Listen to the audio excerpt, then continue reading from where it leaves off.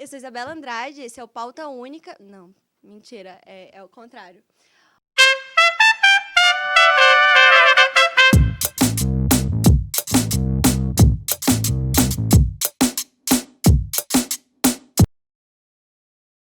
Olá, eu sou Isabela Andrade, esse é o podcast da Pauta Única, uma plataforma de conteúdo sobre gênero e política, e hoje a gente está aqui com a Beatriz Rodrigues. Olá, Beatriz, Oi, bem-vinda! Isa. A Beatriz, ela é muitas coisas, estão preparados? Ela é doutora em Ciência Política pela Universidade de São Paulo, ela é pós-doutoranda no Programa Internacional de Pós-Doutorado do Centro Brasileiro de Análise e Planejamento do SEBRAP, e é pesquisadora da Rede de Pesquisas em Feminismo e Política. Beatriz, muito bem-vinda. E eu queria começar nossa conversa te perguntando um pouco sobre a sua tese. Sua tese foi sobre mulheres eleitas, né, sobre o impacto do movimento feminista no Congresso. O que você tem para contar para a gente sobre isso? O feminismo influenciou no Congresso ou não influenciou? Qual foi a sua conclusão? Isa, queria começar agradecendo o convite para estar aqui. Muito legal o programa. Bom, a minha tese era justamente para entender como os movimentos feministas podem influenciar o processo de formulação de leis sobre igualdade de gênero.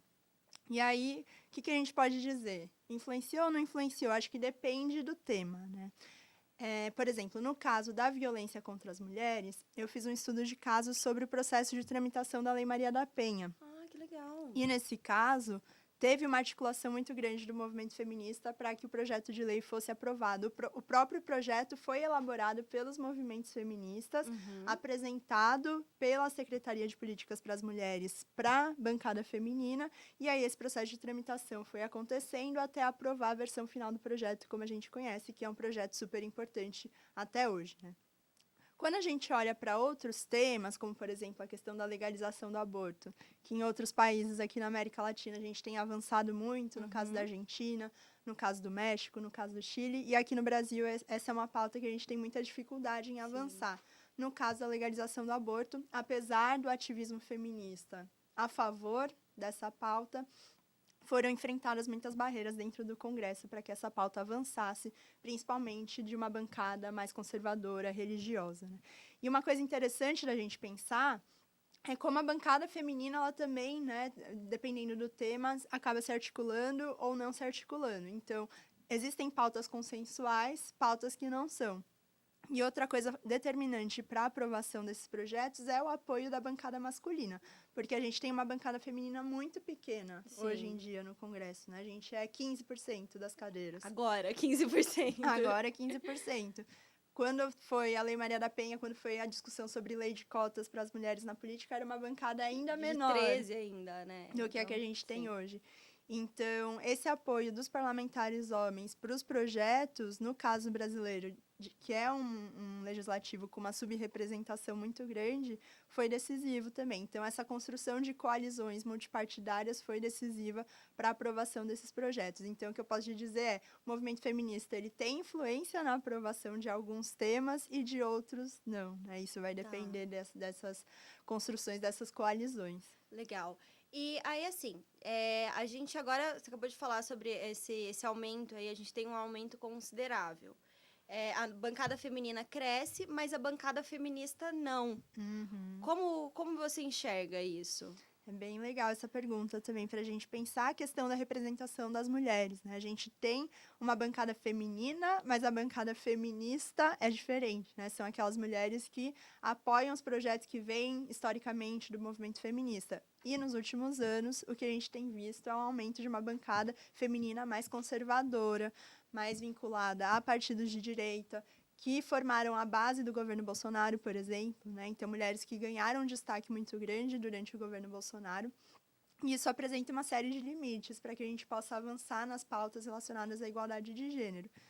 Outra coisa que a gente precisa pensar é o perfil dessas mulheres, né? A gente tem mulheres brancas majoritariamente, então, se a gente olha de uma perspectiva interseccional, o problema é ainda muito pior, né? Porque a gente tem pouquíssimas mulheres negras, pouquíssimas mulheres LGBT, pouquíssimas mulheres de grupos marginalizados. Então, a bancada feminina é majoritariamente branca, de classe média, mulheres que são, né, mas têm um poder aquisitivo maior, enfim, todas essas dimensões das desigualdades devem ser consideradas.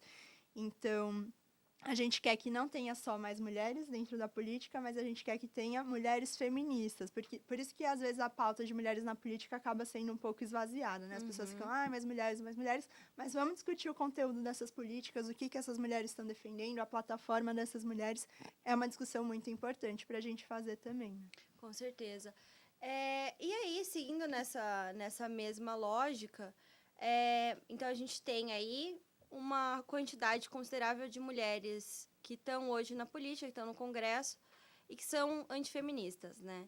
Eu passei aí algum tempo debruçando sobre os estudos do antifeminismo, é uma coisa que eu acho muito interessante. Sim. E a gente está aqui tentando, nessa temporada do podcast, abordar também essa questão sobre como existem mulheres antifeministas e que elas existem de alguma maneira organizadas. Não como um movimento social, mas organizadas, né? Você diria que a gente, com esse governo Bolsonaro, Damares Alves, toda essa galera, a ascensão dessa onda conservadora, você diria que isso impactou drasticamente ou não as políticas de gênero, as políticas feitas para as mulheres? Como é que a gente sai desses 4 anos? Sim. Nossa, é uma ótima pergunta também para a gente pensar os impactos desses anos do governo Bolsonaro e desse antifeminismo institucionalizado dentro do Congresso e do Poder Executivo, né? Não só as deputadas, senadoras, mas também as ministras, Damares Alves, nos ministérios. Então, se num primeiro momento a gente passou por um processo de institucionalização dos movimentos feministas, principalmente a partir dos governos do PT, com a eleição do Lula em 2002, a criação da Secretaria de Políticas para as Mulheres em 2003, a entrada de mulheres feministas dentro da burocracia do Estado, a eleição de mulheres parlamentares feministas. Então, foi um processo crescente de institucionalização do movimento feminista até o fim do governo Dilma, né? Com o impeachment da presidenta Dilma, começa um processo contrário em que o Estado começa a ficar menos poroso às demandas feministas e não só isso, começa a estar mais poroso às demandas antifeministas. E eu acho que um exemplo que a gente pode dar para pensar isso é o caso da menina do Espírito Santo que foi estuprada e tentou o acesso ao aborto legal, que é um direito, e teve esse direito negado no primeiro momento, né? De uma maneira completamente espetacularizada, né? Com o apoio da ministra Damares Alves, né, que foi lá e fez de tudo para impedir que essa menina tivesse... Pessoalmente, ela articulou um movimento contrário, né? E essas pessoas foram para as ruas, as pessoas chamaram a menina de assassina e coisas horríveis que aconteceram. Eu acho que esse caso, ele demonstra muito o quão prejudicial pode ser a gente ter mulheres antifeministas dentro do Estado, ocupando cargos que definem os rumos das políticas públicas, né? Então, eu acho que foram retrocessos muito grandes, não só na pauta do aborto, mas também na pauta da violência contra as mulheres. A gente teve um desinvestimento nas políticas de combate à violência contra as mulheres. Então, uma série de questões que a gente vinha avançando e que a gente retrocedeu muito. Então, acho que não só na pauta de gênero, né? Se a gente for pensar em diversas pautas, a gente vai ter muito a reconstruir. Mas, pelo menos, a gente tem um horizonte mais otimista, né? Com o resultado dessas eleições. A gente fica um pouco mais tranquilo, mais esperançosas de pensar que esse momento que a gente viveu antes, né? De um Estado mais favorável a essas pautas, que vai retornar agora e que a gente possa reconstruir tudo aquilo que foi desconstruído durante esses últimos 4 anos e até antes, né? Desde o fim do governo da Dilma. Essa era a minha próxima pergunta para você. Você acredita que, então, a gente, nos próximos anos, a gente vai conseguir retornar ao patamar que a gente estava? Porque eu não sei nem se dá para falar agora ainda de evolução, né? Porque a gente deu alguns passos para trás. Acho que o movimento feminista ficou numa situação ali de tentar segurar mesmo, nem de tentar avançar, de só tentar segurar para não perder tanto, mas querendo ou não, tiveram, como você falou, grandes perdas aí, né? Você acha que nesse governo, nesses próximos 4 anos, o que a gente pode esperar de avanço do movimento feminista nesse campo institucional? Eu acho que a gente vai demorar para chegar no ponto que a gente estava antes, né? Eu não sei dizer assim quanto tempo a gente vai demorar para retomar aquilo que a gente tinha, mas eu concordo muito com isso que você disse, que o movimento feminista nesses últimos tempos ele teve um papel muito mais de impedir retrocessos, né? De fazer bloqueios para que essas pautas antifeministas avançassem. Hoje mesmo estava vendo antes de vir para cá uma discussão com as deputadas Sâmia, a Thalíria, postando que elas tiveram que atuar hoje para impedir que a discussão sobre o Estatuto do Nascituro fosse votada de novo. Que em 2015, que a gente teve todo aquele protesto contra o Eduardo Cunha, contra o PL 5069, toda essa discussão que o Estatuto do Nascituro ele quer impedir o acesso ao aborto nos casos em que ele já é garantido por lei. E agora a gente está tendo, no apagar das luzes do governo Bolsonaro, que ainda agir dessa forma, né? E evitar que essas pautas avancem, que podem ser muito prejudiciais. Então, tem tudo isso, a gente tem que reconhecer esse trabalho que o movimento feminista fez de impedir que a gente retrocedesse, e agora começar a não só impedir retrocessos, mas cobrar o atual governo avanços. Então, por exemplo, a gente tem a questão do Ministério dos Povos Originários, que eu acho que é uma discussão super importante, um avanço importante. Só que a gente não quer que seja só simbólico esse ministério, a gente quer que esse ministério tenha recursos, que as políticas públicas para a população indígena sejam efetivas. Da mesma forma, ministério, a gente quer que a Secretaria de Políticas para as Mulheres seja reconstruída, mas a gente quer que ela tenha recursos. E a gente quer que tenha mulheres em todas as áreas do próximo governo, em economia, em política externa, em todas as áreas, e não só nas temáticas relacionadas aos grupos marginalizados, né? Porque a perspectiva feminista, ela tem a dizer sobre todos os temas, e não só sobre mulheres, mas todos os temas, economia, política externa, administração de poderes, tudo isso a gente pode apresentar um olhar feminista para essas políticas. Então, é importante que a gente cobre o atual governo para que a gente não só impeça retrocessos, mas avance nas políticas que a gente tanto deseja. Bom, eu achei bastante otimista. Eu gostei, achei positivo, assim. Tem que ser, né, gente? Hoje, o que a gente pode esperar de... Eu não sei se você conseguiria fazer esse panorama, mas hoje, o que a gente pode esperar de avanços materiais palpáveis para o campo de gênero na política? O que a gente pode... quais pautas a gente pode esperar que caminhem em relação a esse retrocesso que a gente teve nos últimos anos? Boa, acho que quais são as pautas que têm ganhado cada vez mais força? Primeiro, se a gente for pensar na própria questão da representação política das mulheres. A pauta sobre cotas para as mulheres precisa avançar no caso brasileiro. A gente tem cotas desde 1997, mas essa política não tem sido efetiva para a inclusão. Você pode explicar um pouquinho para o pessoal? Porque a gente tem cotas que são só para candidatura, né? A gente não tem cotas para, de fato, as cadeiras. Você pode explicar como que isso funciona? É uma coisa um pouco técnica, mas que eu acho que é importante. Acho que vale a pena, né? Então, a lei de cotas, ela garante que 30% das candidaturas dos partidos sejam destinadas para as mulheres. E desde 2018, a gente tem a legislação, né, a decisão do STF, que definiu que 30% dos recursos também, isso é muito importante, dos partidos, sejam destinados para as candidaturas de mulheres, porque esse é um gargalo muito importante para a gente entender essa subrepresentação. As mulheres precisam de dinheiro para que as suas campanhas sejam bem-sucedidas. Campanha é caro, gente, não é de graça. Exige muito dinheiro, exige recurso, exige mobilização.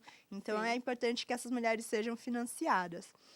E o problema é, os partidos muitas vezes lançam esses 30% de candidaturas, mas sem dar esse apoio. Então, esses 30%, eles são atingidos, mas quando a gente olha para a porcentagem de mulheres eleitas, é uma porcentagem muito menor. Então, a gente precisa criar mecanismos para evitar, por exemplo, a questão das candidaturas laranja, de mulheres que são lançadas candidatas para cumprir a cota, mas que não recebem o apoio financeiro dos partidos.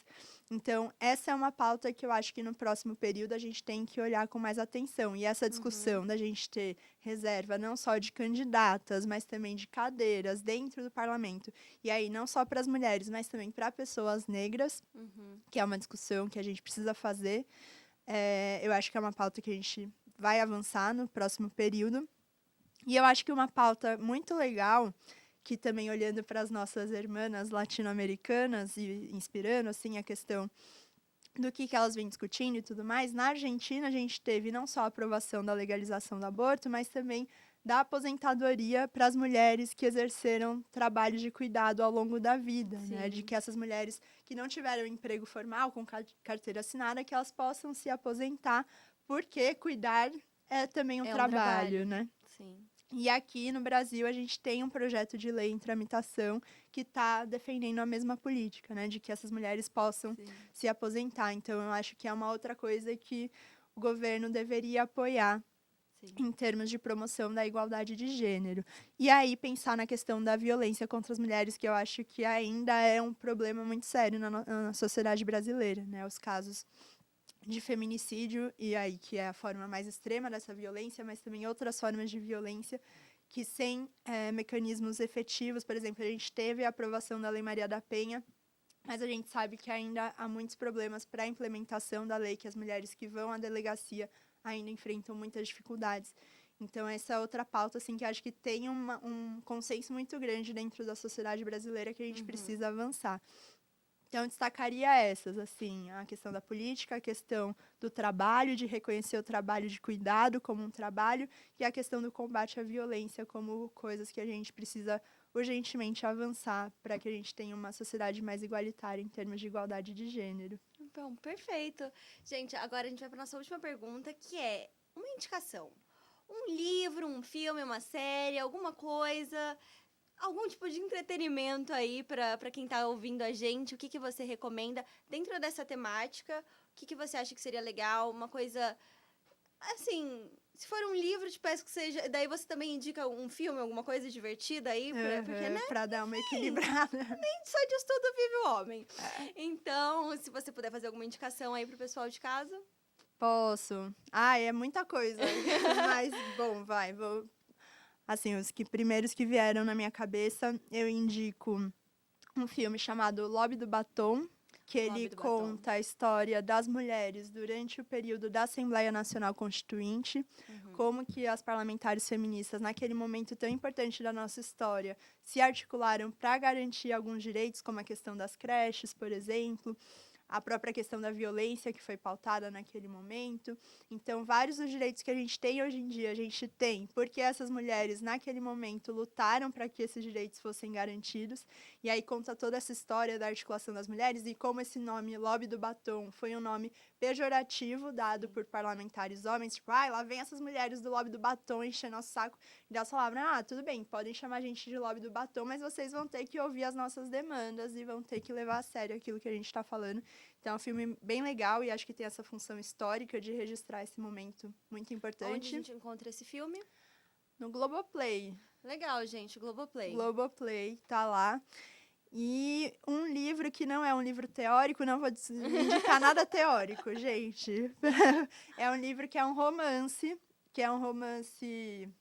muito legal, que ele conta de uma escritora chamada Gioconda Belli, que é uma escritora da Nicarágua, e ela pensa uma sociedade imaginária em que um país é governado somente por mulheres. Olha só. E aí, como seria essa sociedade governada por mulheres, quais são as questões, os conflitos, as brigas, as disputas e o que acontece quando um país é governado por mulheres. Então, é vamos pensar assim, uma distopia feminista que é muito bacana. Como assim, chama? Chama O País das Mulheres. O País das Mulheres, muito bom.